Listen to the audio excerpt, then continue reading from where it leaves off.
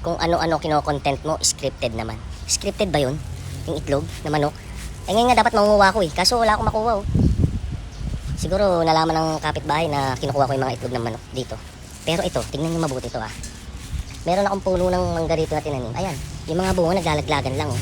Ayan o yung dwarf yung mangga ko na tinanim, dwarf siya. Yung mga bunga niya, ayan, mga naglaglagan na. Ayan pa, ang dami yan, mga nalaglag oh. Oh, di ba? Oh, scripted ba yan? So pupulutin natin ha.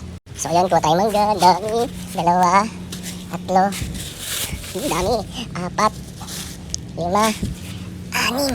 Anim yung mga nalalaglag lang yung mga mangga rito. Dami, oh, yan pa may mangga pa oh.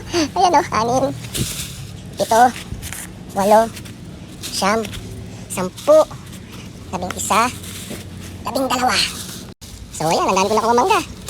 So paano? Gusto nyo manghi? Punta lang kayo dito sa bahay, bibigyan ko kayo kasi mga mangga ko nalalaglag lang. Babay na, ang sarap nito, bagoong tsaka asin lang to, tsaka sili.